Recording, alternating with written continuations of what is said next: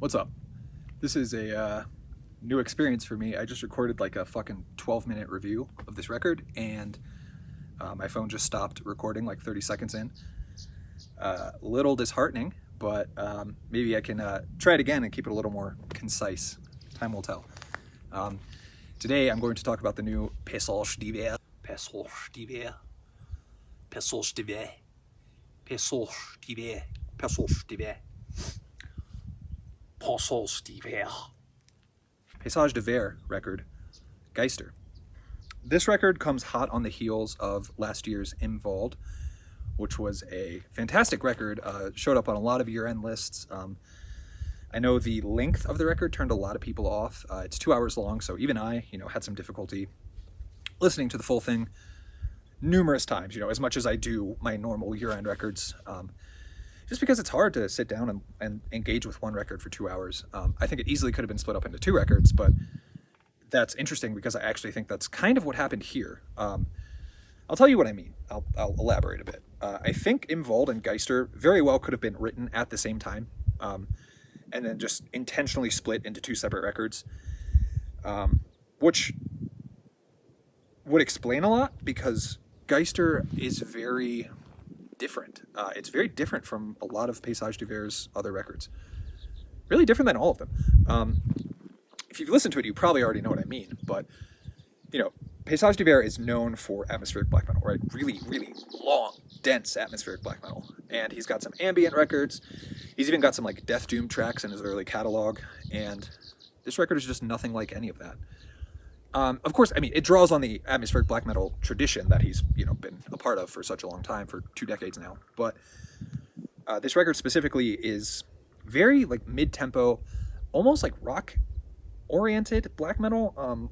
Seems very more traditional 90s style black metal. A lot of, memorable riffs, a lot of, head-nodding passages that are memorable, catchy. There's energy on this record, and that's very strange because for the past 20 years, the entire point of the project has been to evoke, winter landscapes. That's what the name of the band means, and that's what he's been trying to channel sonically, right? And this record is a little different. It's sonically different, but it's also different in terms of its inspiration.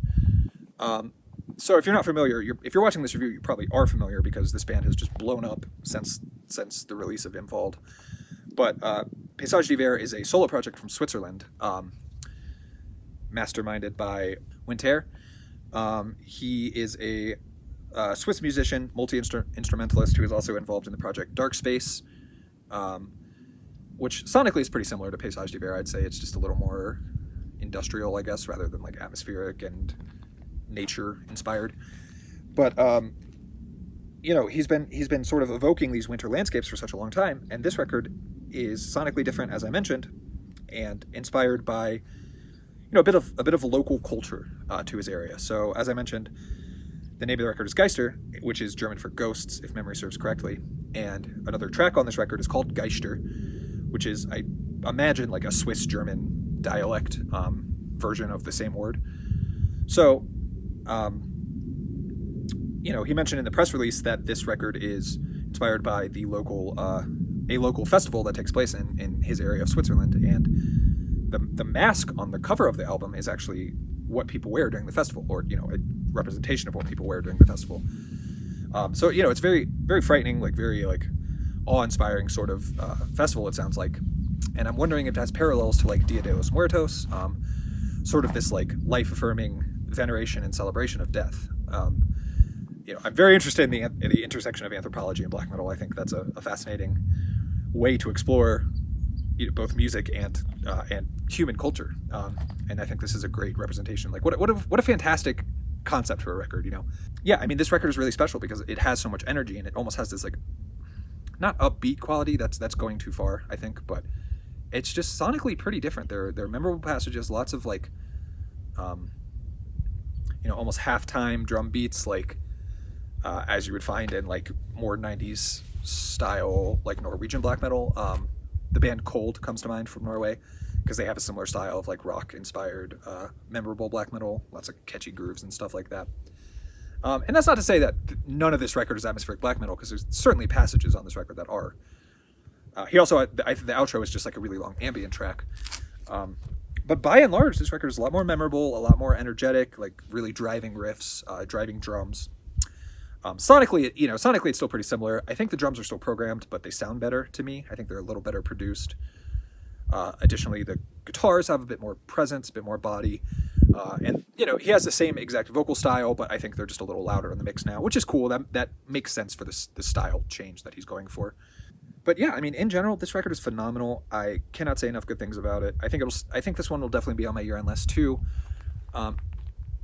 I mean, full disclosure, Paysage d'Hiver is probably one of my favorite. If you put a gun to my head, I'd probably pick them as my favorite band. So, obviously I'm a little biased here already, but I think this project is gaining notoriety, and for good reason. People are recognizing that this is one of the most promising, most engaging black metal acts going right now. And, I'm glad to see him churning out more and more music. I think it's incredible, and really excited to see what the future holds. I can't necessarily say I hope this is the style he sticks with moving forward. I would love to see a return to like the material found on Das Tor, which is just like 4 20-minute songs, which is still very long, but that record is just incredible. I should probably do a separate review for that one because I could just talk about it for days. But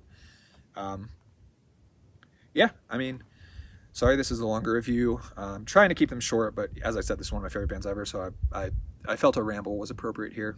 Thanks for sticking with me if you're still watching, and pretty bad at this sort of thing, but give me a like. If you're really interested, if you watch more than one video, maybe hit that subscribe button. Love to see the channel grow a little bit, and as always, thanks for watching. Hope you have a great weekend.